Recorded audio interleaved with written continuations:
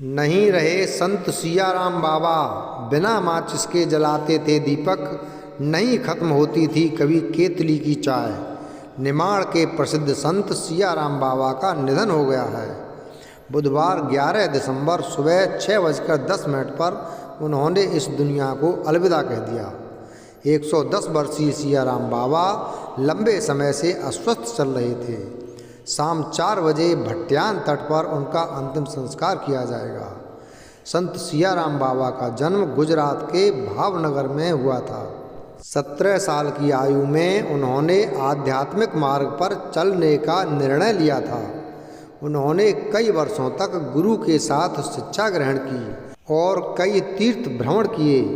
1962 में वे भट्ट्याण आए थे।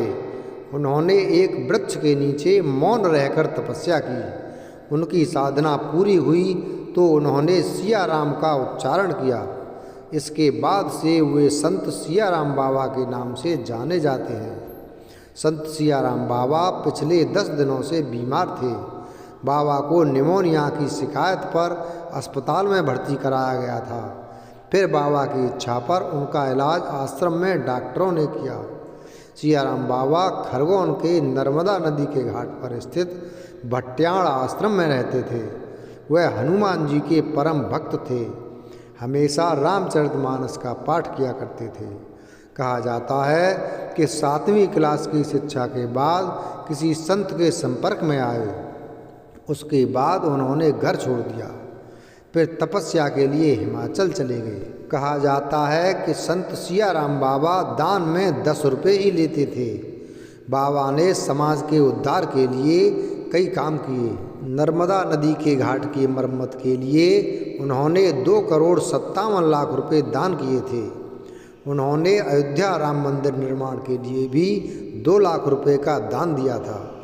12 साल मौन धारण किया। संत सियाराम बाबा ने माँ नर्मदा के किनारे अपना आश्रम बनाया।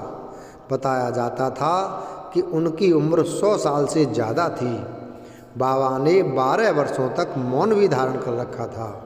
जो भक्त आश्रम में उनसे मिलने आता था और ज़्यादा दान देना चाहता था तो वे इनकार कर देते थे। वे सिर्फ 10 रुपये का नोट ही लेते थे। उस धनराशि का उपयोग भी वे आश्रम से जुड़े कामों में लगा देते थे। नर्मदा के घाटों के निर्माण के लिए भी उन्होंने बड़ी राशि दान की थी। बाबा ने नर्मदा नदी के किनारे एक पेड़ के नीचे तपस्या की थी और 12 वर्षों तक मौन रहकर अपनी साधना पूरी की थी। मौन व्रत तोड़ने के बाद उन्होंने पहला शब्द सियाराम कहा तो भक्त उन्हें उसी नाम से पुकारने लगे। हर माह हजारों भक्त उनके आश्रम में आते हैं। कड़ाके की ठंड में भी एक लंगोट में ही रहे, चाहे कड़ाके की सर्दी हो या फिर झुलसा देने वाली गर्मी। बाबा हमेशा सिर्फ एक लंगोट में ही रहते थे। भक्तों का कहना है कि उन्होंने कभी भी बाबा को लंगोट के अलावा किसी और कपड़े में नहीं देखा। कहा जाता है कि बाबा ने 12 सालों तक खड़े होकर तपस्या की और योग साधना के दम पर खुद को हर मौसम के अनुकूल ढाल लिया। अल सुबह नर्मदा नदी में जाकर पूजा करना और दिन भर रामायण की चौपाई का पाठ करना उनकी दिनचर्या थी। कई चमत्कार हुए। सियाराम बाबा का चाय और केतली वाला किस्सा लोगों के बीच काफ़ी प्रसिद्ध है। भक्तों का कहना है कि बाबा जब भी लोगों को चाय देते थे तो उनकी केतली की चाय कभी खत्म नहीं होती। कुछ साल पहले सोशल मीडिया पर बाबा के चमत्कार का एक वीडियो जमकर वायरल हुआ था, जिसमें वे बिना माचिस के ही दीपक जलाते हुए दिखाई दे रहे थे।